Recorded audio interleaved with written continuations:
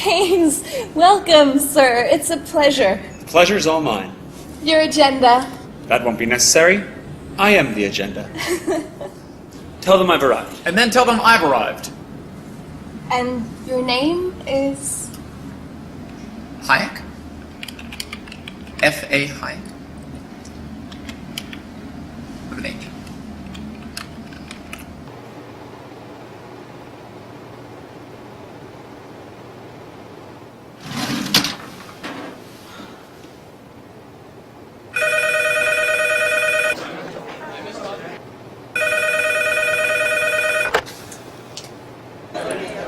Freddie.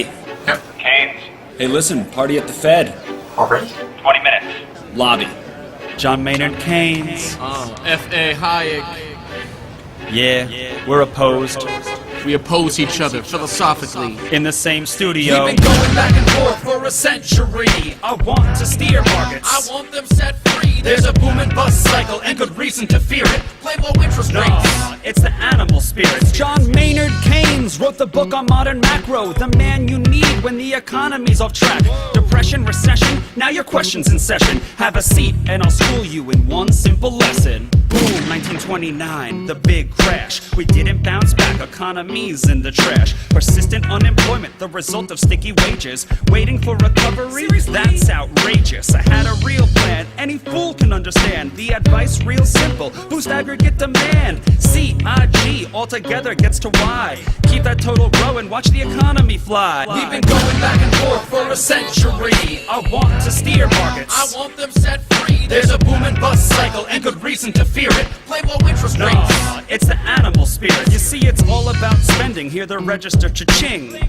Circular flow, the dough is everything. So if that flow is getting low, doesn't matter the reason. We need more government spending. Now it's stimulus season, so forget about saving. Get it straight out of your head. Like I said, in the long run, we're all dead. Savings is destruction, that's the paradox of thrift. Don't keep money in your pocket or that growth will never lift. Because business is driven by the animal spirits, the bull and the bear, and there's reasons to fear its effects on capital investment, income, and growth. That's why the state should fill the gap with stimulus, both the monetary and the fiscal. They're equally correct. Public works, digging ditches, war has the same effect. Even a broken window helps the glass man have some wealth. The multiplier driving higher the economy's health. And if the central bank's interest rate policy tanks, a liquidity trap, that new money stuck in the banks. Deficits could be the cure you've been looking for. Let the spending soar now that you know the score.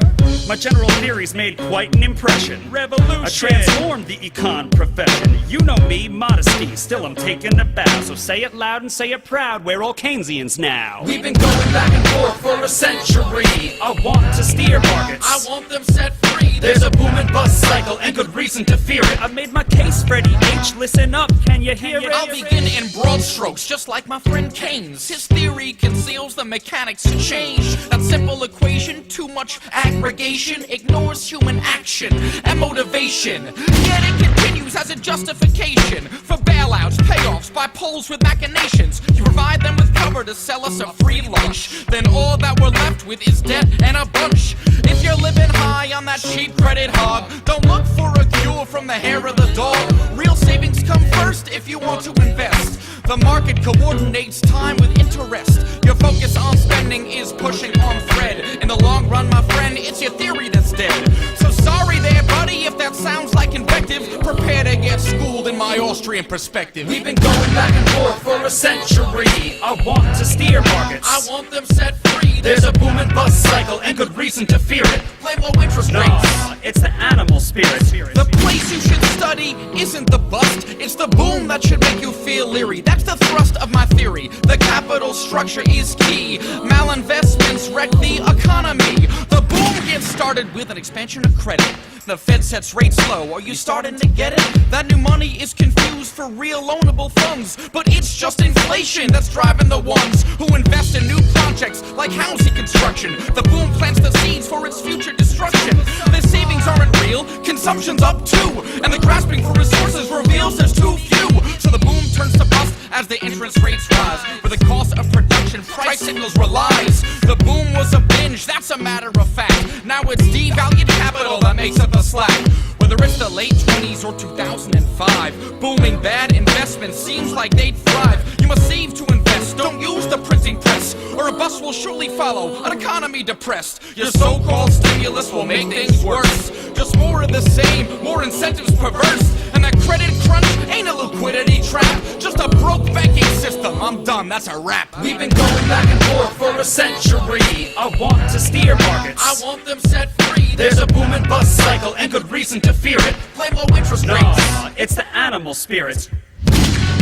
The ideas of economists and political philosophers, both when they are right and when they are wrong, are more powerful than is commonly understood. Indeed, the world is ruled by little else. Practical men who believe themselves to be quite exempt from any intellectual influence are usually the slaves of some defunct economist. The curious task of economics is to demonstrate to men how little they really know about what they imagine they can design. They've been going back and forth for a century.